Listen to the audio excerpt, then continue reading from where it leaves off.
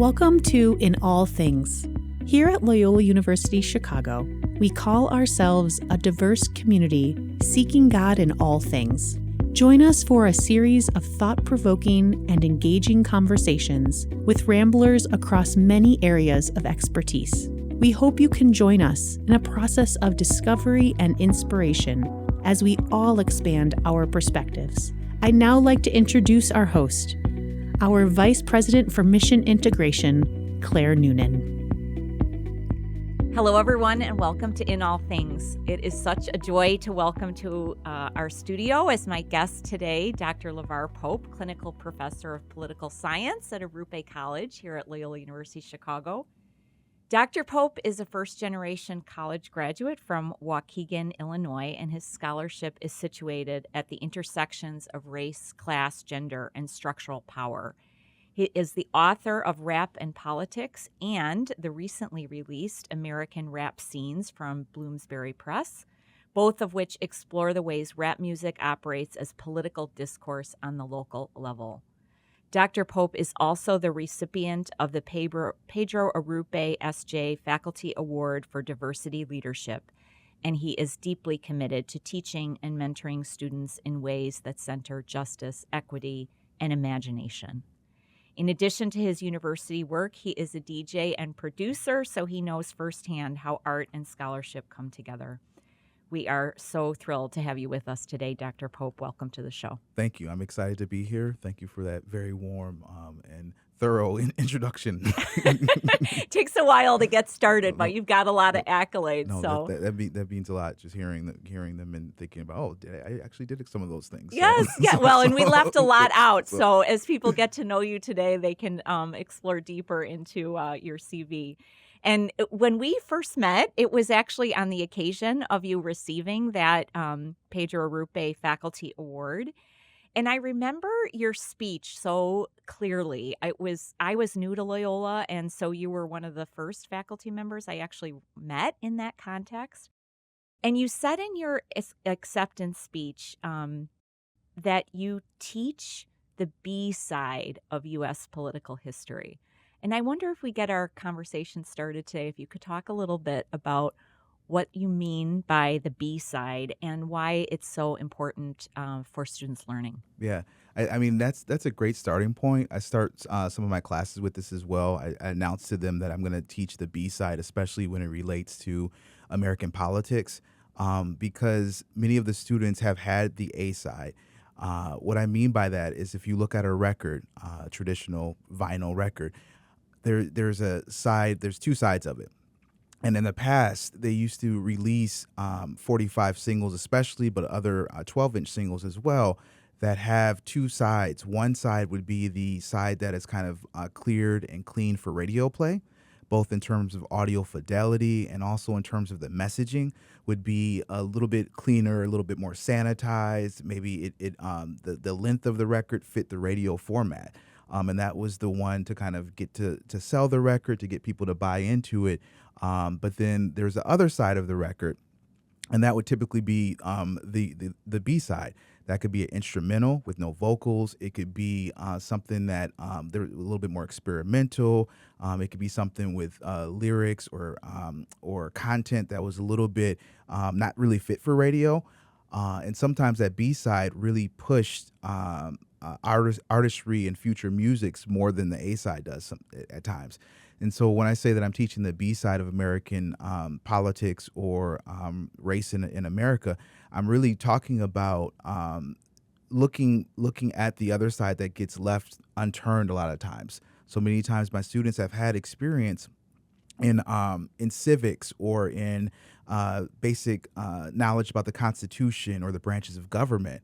And now what we're looking at, in addition to those things, what we're looking at are things like race, ethnicity, gender politics that I think are as equally important as Congress and as the presidency and so on. Some scholars in the area of American political development, which is the area that I'm in, really say that you can't understand Congress, the presidency, the growth of the bureaucracy without understanding race, without understanding ethnicity, that those things are actually built off of race, ethnic politics, gender politics, and so on and so forth. So a focus on identity politics would be the short answer to that. Yeah, okay. So the ways in which sort of the culture and the social movements and the social history then show up in the legal structure and the bureaucratic structure and both produce and change those over time. Yeah, and how they co-construct each other, right? That there's oftentimes kind of power resistance, and you see these cycles happen over the course of over American politics, basically.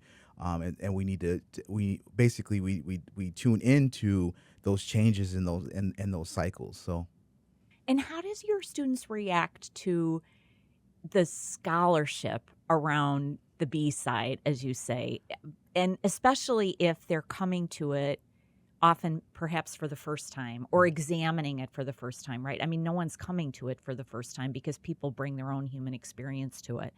But in the classroom, in their scholarship as content for a real critical examination, yeah. how do you find they respond? I've had different experiences at different locations. So I'm currently teaching at Arrupe College, where the majority of our students are students who otherwise would probably not have gone to college, or that we have a population that we're recruiting that we're serving that first generation students. So they've experienced sometimes they've experienced a lot of the things that I'm talking about on the B side.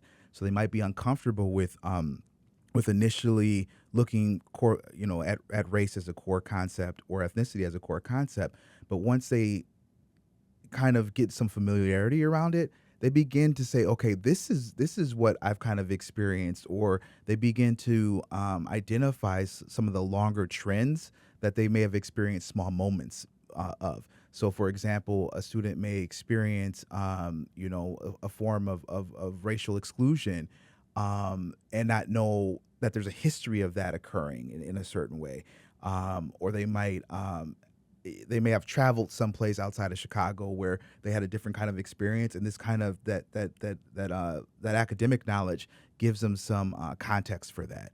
And I've taught other places. I've taught in more rural environments and things like that. So each place is kind of a different experience, and it's really built off of the student population, what the student population is. But given that I teach about identity politics, and those include gender and social class as well, typically I have some students who are really buying into the academic content in some way. It gives people language for analysis Yeah. of the experience that they're bringing to Yeah. the course, and then you go on to say, Lavar, I don't know if you said this in this talk or in I think it might have been actually in a magazine article I read about you, that Yeah. it's your hope that your courses challenge students to develop critical reading, writing, listening, and speaking skills. Okay, good enough. I think everybody at the university environment is on board with that. Yeah. And then you say, but to enable them to become more informed, involved, and productive citizens. Yeah. I think there's a lot in the public conversation today about the value of higher education, and especially a lot of scrutiny around college education for career readiness. Yeah. But in many ways, it seems like the emphasis on college education for an informed and involved citizenry has eroded a bit in our public conversation. But it is very much a part of the Jesuit educational model and history, and especially the Catholic educational model in the United States. So how do you keep that purpose of a college education really alive and at the forefront in your courses? Yeah, I mean, I rely on our mission statement at Arrupe, at Loyola, to be able to teach the way that I do. I rely on these moments of reflection, these moments of discernment are important principles that I think about. But it allows me to teach in a way where reading, writing, kind of thinking about power structures is celebrated, where we're actually where the pursuit of truth is kind of at the forefront of these things. So For example, with reading politics, I want them to be able to discern fake news from real news. I want them to be able to Mm, discern a AI image and AI video from a real video, because um, they won't, if they're not able to do that, uh, they're going to be very confused politically. It's going to be yes. very, very easy to confuse them, or to mislead them. So that first thing, reading politics and reading about power has become more and more important as we've kind of gone along.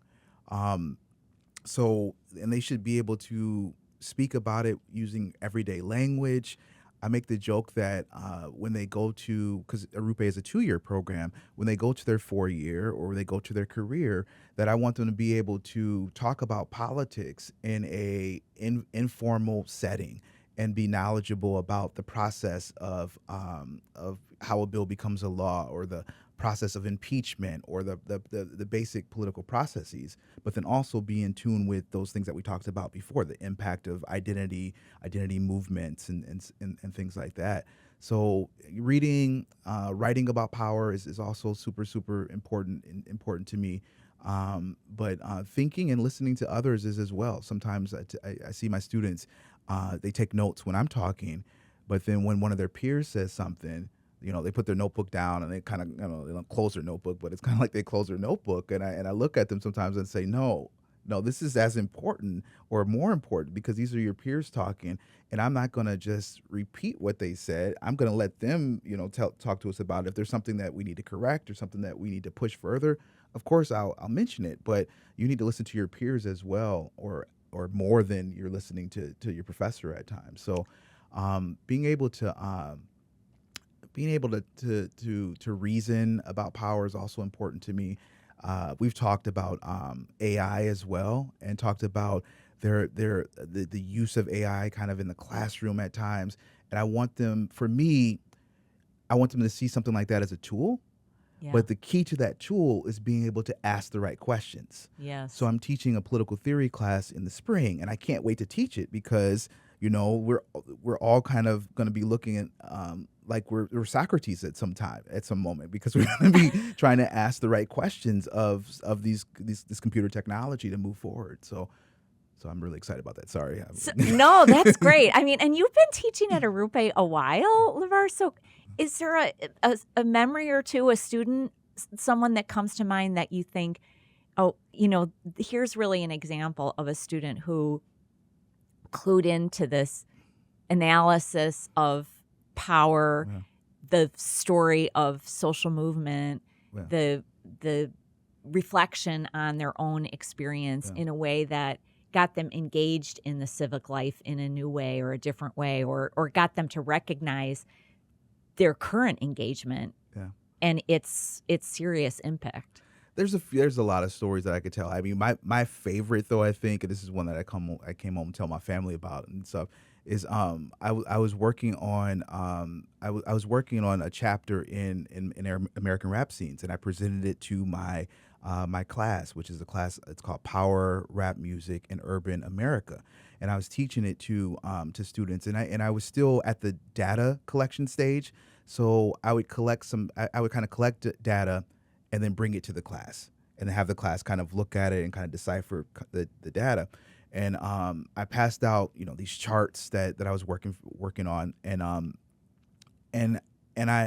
passed something out, and it related to migration, and it related to kind of the changes after the Great Migration, the second Great Migration, and there was numbers there, percentages. And I remember I handed it to the student, who was a very good student, and she looks at the page and she says, "Oh," and she lets out an expletive. and I'm like, "What? What? Yeah. What is happening? happened?" Yeah. And she was like, "This is that's a lot of new people here, right?" Like, she's like, "Is this number correct?" And I'm like, "Yeah, the number's actually correct." So you actually Mm, see the changes that are occurring on this scene. You see the changes that are occurring on the scene. But the whole class was like laughing, kind of because of a reaction, and it was kind of a one of these moments where, as a professor, as someone who's bringing this data, there's no more compelling data that you bring to someone.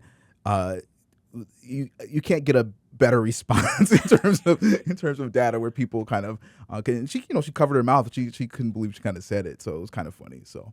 But that's great. So Yeah. she just looked at that data and had an immediate knowledge. Yes. It impacted her right away of this is evidence of like some dramatic change, Yeah. dramatic social change Yeah.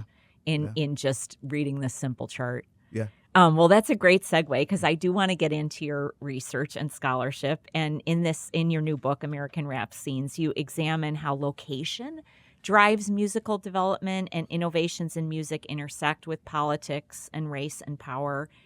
So perhaps it's this issue about the Great Migration, but maybe there's a discovery that you've made that might be a little surprising, or an insight that you had in the book that would be most revelatory for people coming to your work for the first time. Yeah, I would say that a couple of things. One, that the issue of migration and the issue of kind of social movements, reviewers of the book have talked about that as being the most compelling evidence.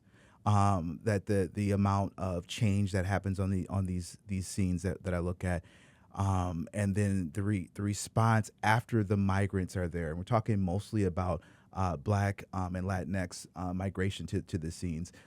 Typically between 1950 and I guess about 2000 would be the tail end of some of the data that I look at. And so reviewers noted that as being kind of the most compelling evidence. But all of the factors of migration, social movements, prior musics on the scene, and technology are part of my examination here in the book. And I think the most compelling evidence, or why this book really needed to be written, is that a lot of the music scenes literature. And this book I'm a political scientist, but this book is really a musicology book in a lot of ways. Okay. And a lot of the music scene literature that looks at music, different cities and different music scenes, say Kansas City jazz or Chicago blues or whatnot.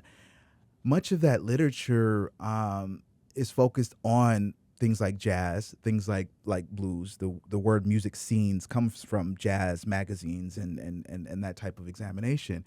They began looking at rock scenes and alternative rock scenes and country scenes.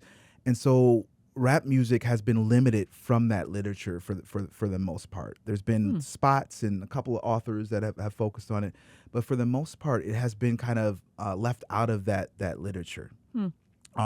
And rap has been explored more topically than it has been geographically in these scenes for the most part.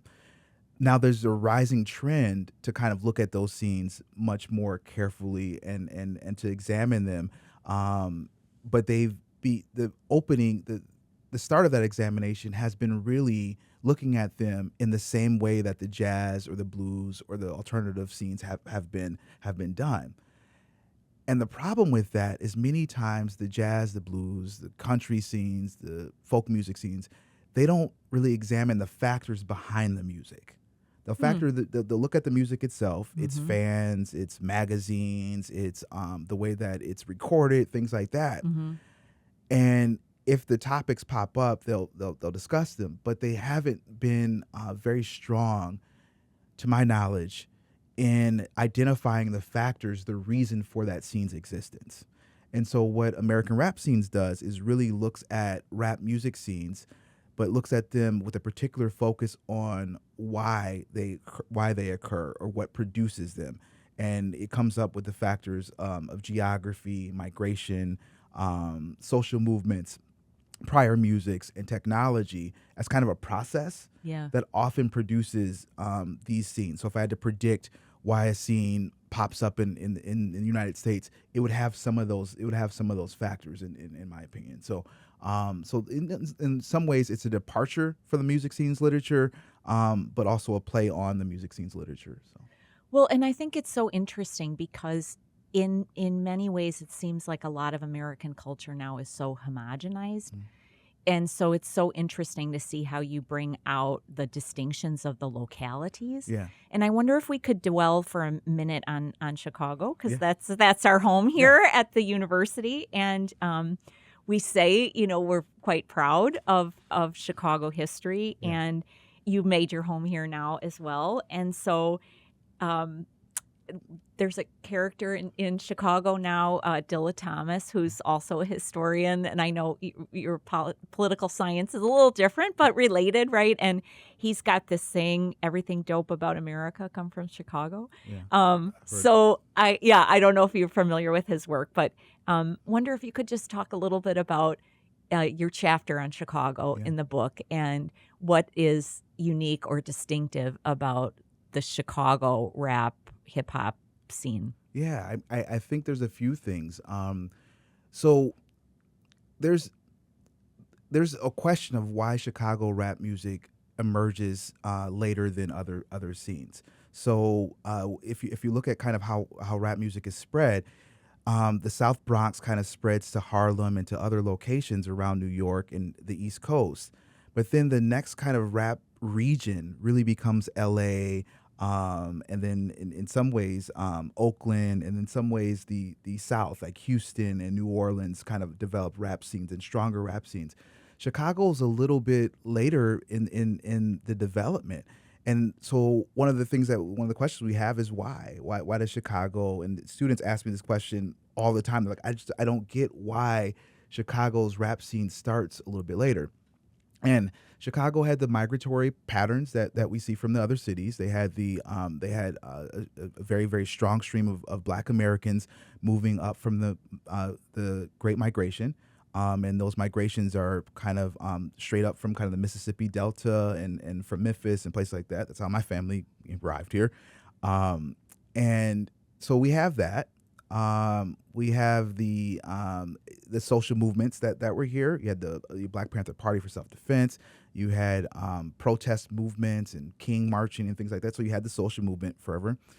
And that brings us kind of to that music question. And with Chicago has this great diversity of musics, black musics, white ethnic musics as well, that are on the scene before rap music. And in a lot of ways, I think that influences its long-term development, that Chicago had these other musics, especially as house music takes off and as kind of alternative rock music takes off, and that those musics were kind of the popularized or the musics that were on the scene, and that rap music had to break into that wave.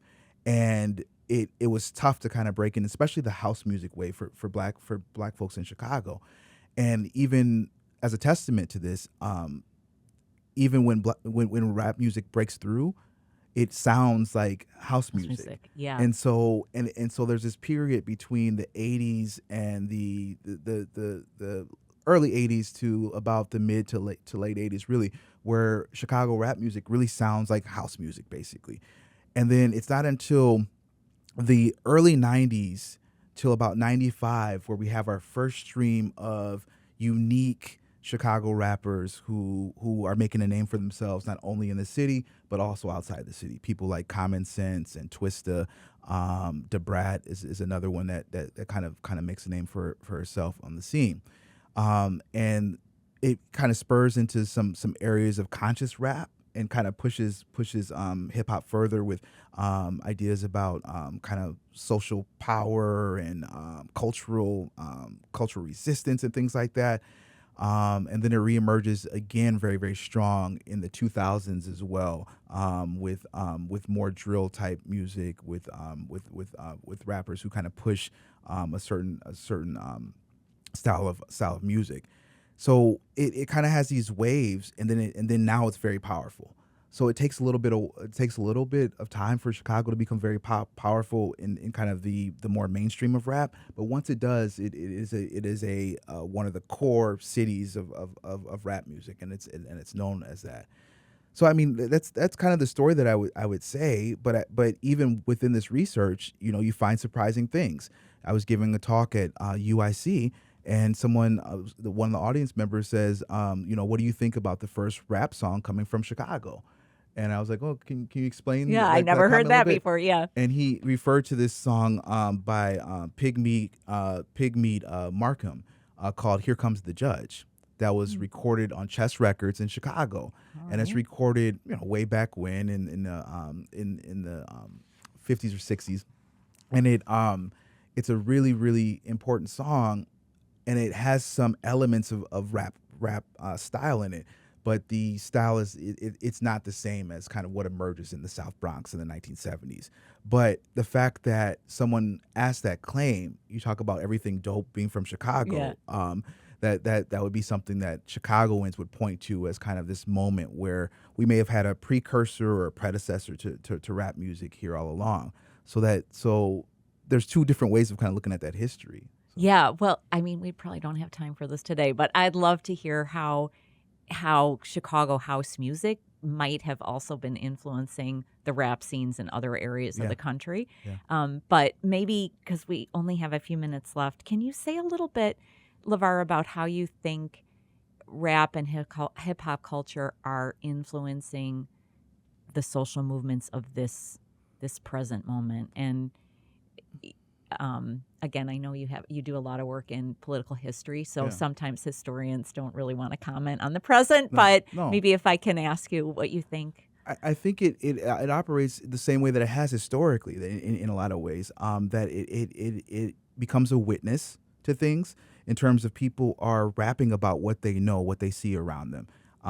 There's an artist that talked about rap music being kind of black CNN, that people are basically soaking up what they see and kind of reporting it back, or they're holding a mirror back to society. So I still think that it functions in that role.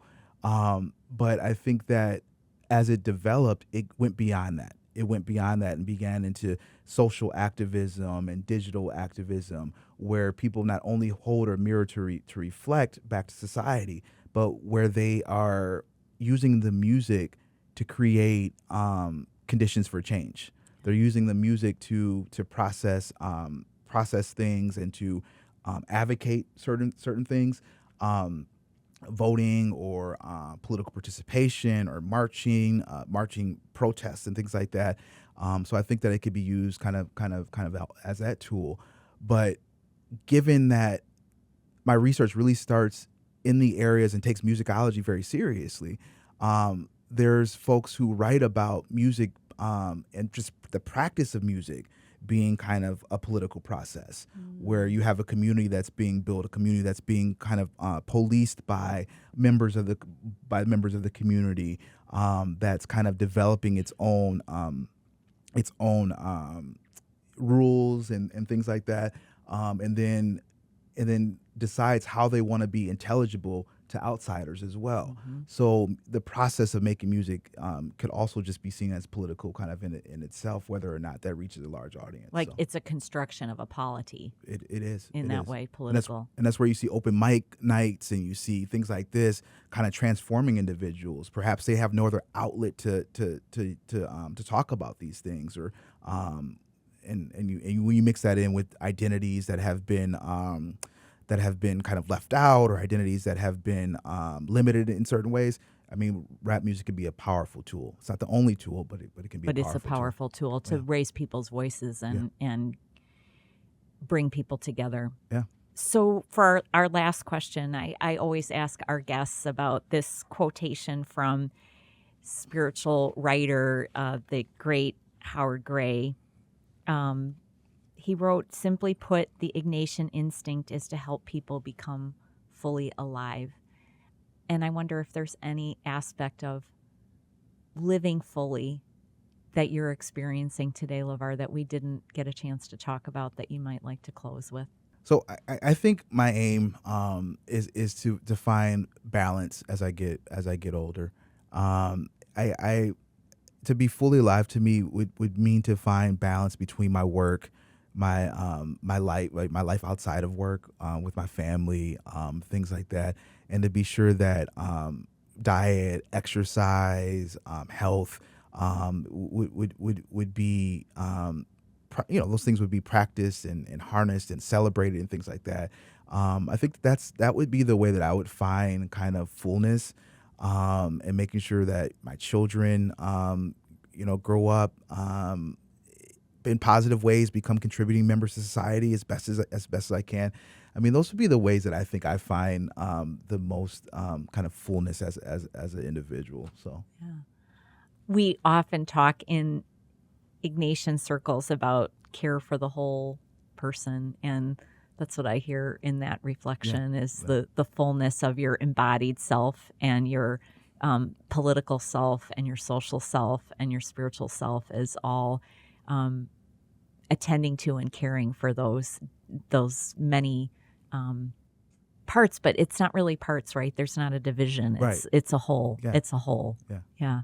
Great. Well, thank you so much for being with us, Lavar. It's been a pleasure. Thank you. To learn more about your research and your teaching. And I know our students are so inspired by you and as well our colleagues.